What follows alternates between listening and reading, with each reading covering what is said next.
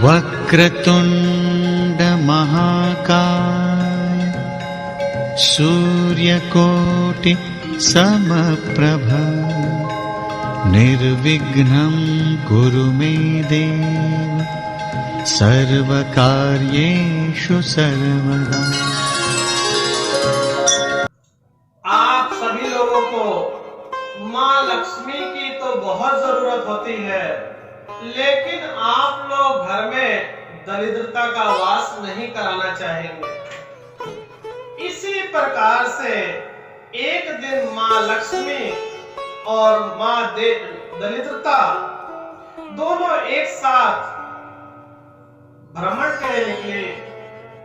रास्ते में एक ब्राह्मण मिला तो माता की नजर उस ब्राह्मण पे पड़ी।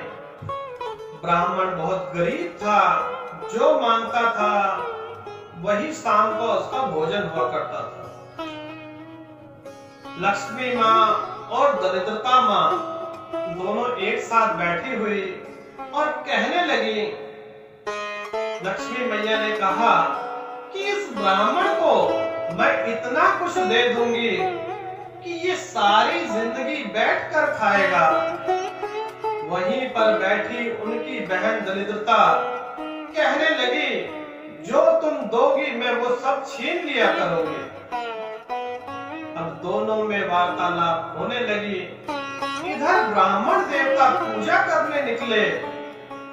उनकी थाली में पूजा की सामग्री में फूल था, धूप थी, जोत था, सारा सामान, एक नारियल भी था। कमी क्या थी? 1 रुपए का सिक्का नहीं था।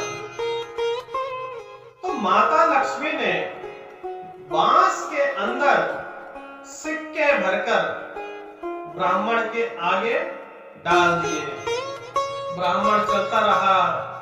कुछ दूर चलने के बाद देखता है कोई बांस का टुकड़ा उसे नजर आ गया। बांस का टुकड़ा उठा के उसने रख लिया। उसे ये ज्ञात नहीं था कि इसमें स्वर्ण मुद्रा भरी हुई है। कुछ दूर चलने के बाद गांव का एक इंसान मिला। कहने लगा, चाचा इस बांस का आप क्या करोगे? आप तो मंदिर जा रहे हो। तो ब्राह्मण कहने लगा, ये बात तो सत्य है, ये बांस तो मेरे किसी काम का है नहीं। मैं रास्ते में जा रहा था और मुझे मिल गया। तो चाचा ये बांस मुझे दे दो, शायद मेरी खटिया में लग जाए। ब्राह्मण देवता ने कहा, ठीक है ले लो। जब ब्राह्मण देवता ने उस बालक को बांस का टुकड़ा दे दिया, उसके उपरांत लक्ष्मी मैया थोड़ी दुखी होती है और दरिद्रता खुश हो जाती है कि तुम्हारा दिया हुआ धन देखो कैसे जा रहा है। दोनों ही मुस्कुरा रही होती है क्योंकि लक्ष्मी मैया को पता है कि जो मेरा भक्त है वो कहीं जा नहीं सकता, और जिस पर माँ लक्ष्मी की कृपा हो जाए उसका अनर्थ हो ही नहीं सकता। कुछ देर जब ब्राह्मण जाने लगा तो उसे याद आया कि मैंने उसे बांस का टुकड़ा दिया, और जिसने बांस खरीदा था जिस बालक ने, उसको भी ज्ञात आया कि ये तो मैंने फ्री में लिया है, इसका मुझे कुछ पैसा देना चाहिए। उस बच्चे ने 1 रुपए का सिक्का ब्राह्मण देवता को दिया। अब ब्राह्मण देवता के पास कुछ नहीं। रास्ते में हरे हरे फूल, पीले पीले फूल, गुलाबी रंग के फूल, गुलाब के फूल। अब पंडित देवता का दिल थोड़ा सा कि ताजे ताजे फूल ले लेते हैं और मंदिर चल के अच्छे से पूजा करेंगे। तो उन्होंने थाली जैसे ही नीचे रखी और माँ दरिद्रता कहने लगी, ये सिक्का भी मैं ले लूंगी। लक्ष्मी माँ फिर मुस्कुराई। जैसे ही ब्राह्मण ने सिक्का नीचे रखा, उधर से खेलते हुए एक बालक आया और सिक्का उठाकर ले गया।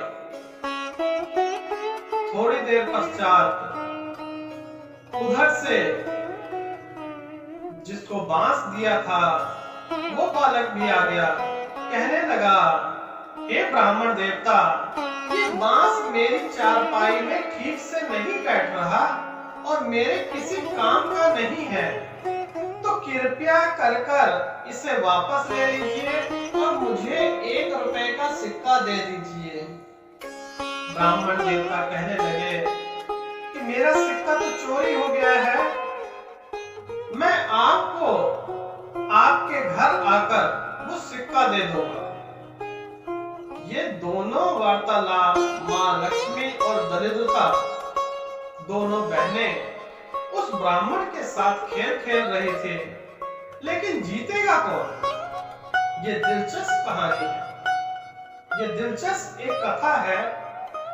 थोड़ी दूर आगे चलने के उपरांत ही एक इंसान दौड़ते हुए आया और कहने लगा, हे महाराज, मेरा बालक आपकी थाली में से 1 रुपए का सिक्का चुराकर ले गया था, इसे आप ले लीजिए और मेरे बालक को क्षमा कर दीजिए। उसने जो गलती की है उसके लिए मैं माफी मांगता हूँ। ब्राह्मण देवता कहते हैं, बालक तो भगवान स्वरूप है, ये तो लीला कर रहे हैं, पालनहार ही होंगे। चिंता न करें, मेरा धन मुझे वापस मिल गया। इधर 1 रुपए का सिक्का जैसे ही मिला, जिसको बांस बेचा था उसको भी 1 रुपया देना था। दौड़े दौड़े ब्राह्मण देवता जाते हैं और उसको मिल जाते हैं जिसने बांस खरीदा था। उसको 1 रुपया देकर रास्ते में चलने लगते हैं। इधर माँ दरिद्रता बहुत क्रोधित हो जाती है कि मैं जितना इसका बुरा कर रही हूँ उतना इसका भला होता जा रहा है। इस बात से इतनी परेशान हुई माँ दरिद्रता, उन्होंने एक सांप का रूप धारण कर लिया और पंडित महाराज डर के मारे कांपने लगे। थाली जो है धरती पर गिर गई, बांस का टुकड़ा उनके हाथ में रह गया, कुछ नहीं समझ आया। सांप के सर पे दे मारा। सांप के सर पे मारते ही सांप को लगी चोट और सांप गया भाग और उसके अंदर से क्या निकला? स्वर्ण मुद्रा। स्वर्ण मुद्रा देखकर ब्राह्मण देव बहुत खुशी हुए। अब खुशी से फूले न समाये। उसके उपरांत उनका जीवन बहुत खुशियों भरा बीतता गया। तो माँ लक्ष्मी कहने लगी कि तुम जितना बुरा करोगी उतना ही उसका भला होगा। वो तो निस्वार्थ सेवा कर रहा है और जहाँ पर मेरा वास होगा वहां पर तुम्हारा कोई प्रभाव हो ही नहीं सकता। तो लक्ष्मी मैया को प्रसन्न कीजिए, दरिद्रता दूर ही रहेंगी। यही विनती करते हैं। अपने कर्म कीजिए, अपने कर्म से पीछे ना हटिए। जैसे आप करेंगे वही भोगेंगे। अंत काल में माँ लक्ष्मी और माँ दरिद्रता माता ने माँ लक्ष्मी से माफी मांगी और वो अपने अपने धाम को चली गई और ब्राह्मण देवता खुशी खुशी अपना जीवन व्यतीत करने लगे।